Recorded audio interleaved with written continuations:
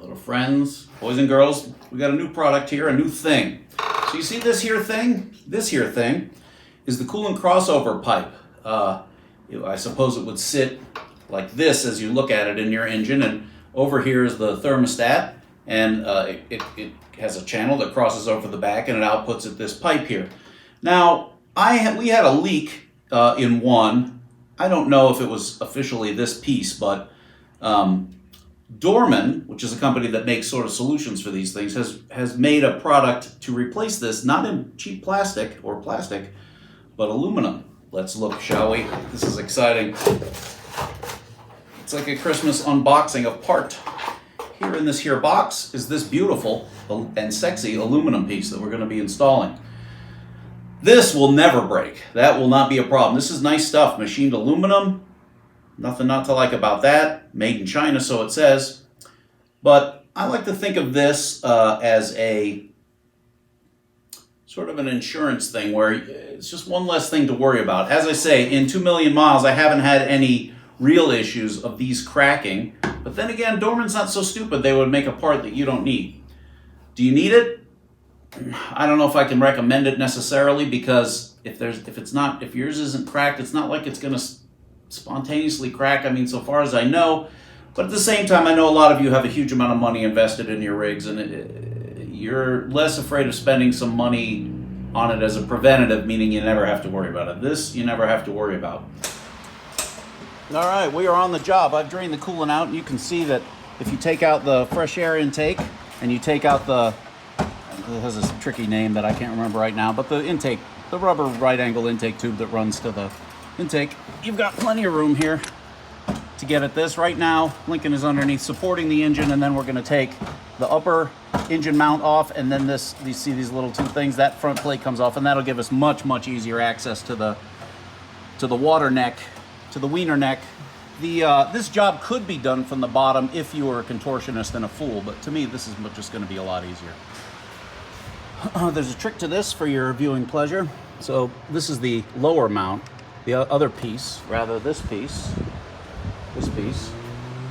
that is your upper mount, that goes to the lower mount, and that goes to the side of the frame rail. And as you can see, there's two more bolts. One is there, and it can't come out because it's hitting the frame.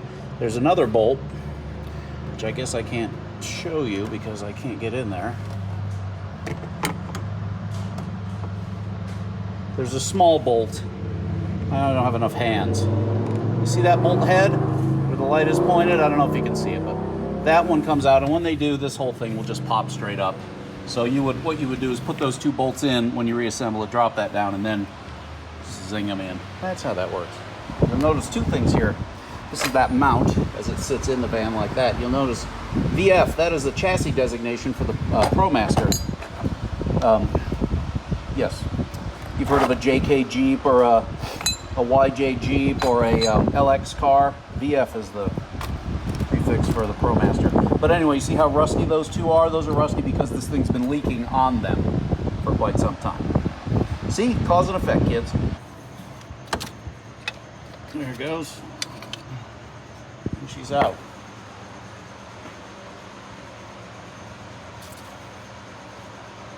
All right, well, there it is in all its splendor. Not difficult. Lincoln chose to abrade this with a, what do you call it, a biscuit, which is just a little sort of a Scotch-Brite thing on a pneumatic pad that spins. But you could do that with sandpaper, bolt it up and go. But what's interesting to me is I want to combine this with an upgrade of the aluminum oil cooler housing, which also fits kind of in the same category, but it can also be a problem. Let's look, shall we? All right, here it is. Here's what you're after. This is from Summit Racing's website, the Dorman 959, finally coming to market after a long Rona delay. So what I see here is the main body, the aluminum body of the thing itself, called the oil filter adapter, which is a silly name. Below that is the orange cap, which I'll talk about in a second. Then there's the seals that go below the oil filter adapter, which are quite important. And I also see a pipe plug there, which is because this part fits every Pentastar, and there are other applications where they're pulling coolant from the oil filter adapter.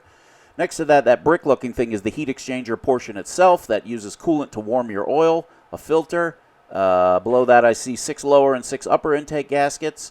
And below that, I see the long bolts that hold the cooler to the block and the short bolts that hold the heat exchanger to the oil filter adapter.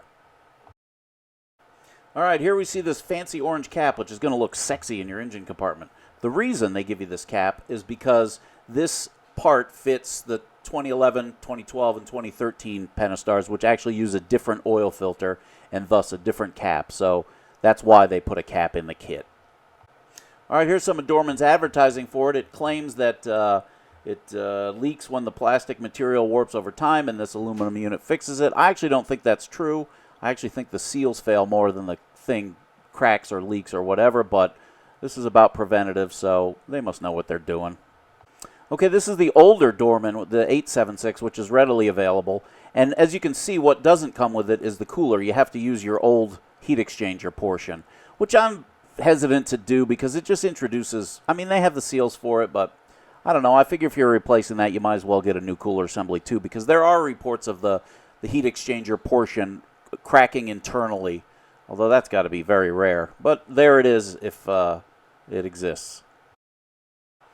All right, here you see something that's also very interesting. This is currently available and has been for a while. This is on Amazon's site, and if you look at the price, oh baby, that's very exciting. This is a Chinese knockoff of the same part. It's fully aluminum, and according to the picture, it comes with the gaskets. You'd have to supply the seals, but those are cheap. And it also comes with the two sensors in the back, which are, that's a big deal. I'm a little hesitant about this Chinese part. The reviews on it say it was fine, but I don't know. That's something I'd have to try it once or just see what it looks like, see what its quality is like. And so there you have it, you blessed little pointy-headed freaks. There's a sort of a package upgrade that we could do. Those parts, the cooler especially, is on back order currently from Dorman, but supposedly will come off in mid-July at some point, which is probably practically more like August. And there are aluminum housings available now, but they don't come complete with the cooler as you saw. But it's something to consider. As I say, I'll put here at ProMasters Only, your #1 source for ProMaster maintenance, I will put together kind of a package where for some flat fee we just go in and replace both of those pieces, replace the seals underneath, replace the upper and lower intake gaskets at the same time, and there are a couple very minor upgrades that we can do while we're there. Like, share, subscribe, eat heartily, and enjoy the channel, and I shall see you next time. Farewell, good people.